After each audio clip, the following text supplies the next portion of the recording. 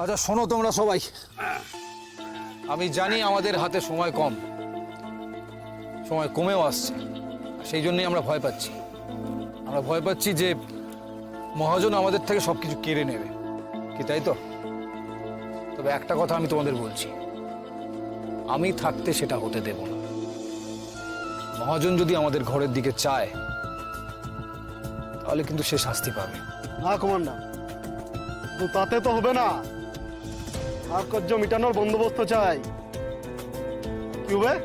তুমি দিন ঠিক করো কমান্ডার, ওই হতভাগা মহাজনের সিন্ধুক ভেঙে সবকিছু নিয়ে আসি, নিয়ে এসে ওরই টাকা শোধ করি, এতে একটা বদলাও হয়ে যাবে। ভালো একটু ভেবে চিন্তে কথা কহ। হ্যাঁ তুই বলছি, এর আগেও তো আমরা এরকম কাণ্ড অনেক করেছি, কি লাভ হয়েছে? হ্যাঁ, কটা গাঁয়ের লোককে তুই কদিনের জন্য বাঁচাইতে পেরেছিস আমাকে একবার ক দেখি। আমি ভালো বলছি, যে গাঁয়ে আছে সে গাঁয়ে যদি ডাকাতি করি না, সে কিন্তু ভালো বুদ্ধি হবে না। এতে কিন্তু আমাদের বিপদ আরো বাড়বে। এই কি নতুন কথা কও মন্দিরা দিদি?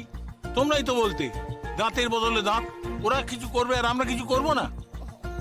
সে বলতাম, কিন্তু এখন সময় অবস্থা সবটাই বদলাইছে। বেশি বুঝে গেছিস তুই, তাই না? এখন থেকে মোরা কোন গ্রামে ডাকাতি করতে যাব বলতো? তাই বাবা, নিজের গায়ের মহাজনী যদি শয়তানি করে তাকে ছেড়ে দিব কিনে? কি করবি? ওরাও যদি আবার থানায় গিয়ে গাঁয়ের লোকের নামে নালিশ করে, আমাদের নামে নালিশ ঠুকে, তুই কোথায় পালাবি? নালিশ করবে? নালিশ করে কি হবে? হ্যাঁ, পুলিশ এসে গায়ের লোকের কাছে কিছু পাবে নাকি? আগেই মোরা সব মাল হাফিজ করে নিব। নিজেদের মধ্যে কাজিয়া করে লাভ নেই গো, আগে তোমরা কি ভেবেছো সেটা শুনি। আমার তোমাদের সকলকে কিছু বলার আছে। তোমরা সবাই মন্দিরাকে যে প্রশ্নগুলো জিজ্ঞেস করছো তার জবাব আমি দিচ্ছি। ও যে কথাগুলো বলছে ওকে সেগুলো আমিই বলেছি। বংশী ভাই, রসিক ভাই, দেখো আমরা যে তল্লাটে থাকি সেখানে ডাকাতি করি না, কারণ আমরা জানি তেমনটা করলে সকলের বিপদের সম্ভাবনা বাড়বে।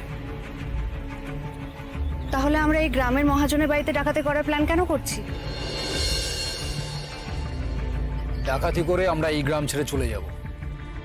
এখান থেকে 80 মাইল দূরে জারুলতলিতে গিয়ে উঠব, রাতের অন্ধকারে গাড়ি নিয়ে চলে যাব।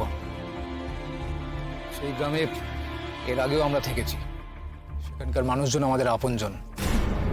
বাহ, তারপর ডাকাতির কারণে পুলিশ গায়ের লোকজনদের, গায়ের ছেলে মেয়ে বউ বাচ্চা সবার উপর তো জবরদস্তি করবে, সেটা কি ন্যায় হবে? গায়ের লোকজনদের বিপদে ফেলে আমরা কি পাবো? এমনিতেও মহাজনের ধারণা শুধলে ওদের উপর অত্যাচার হবে।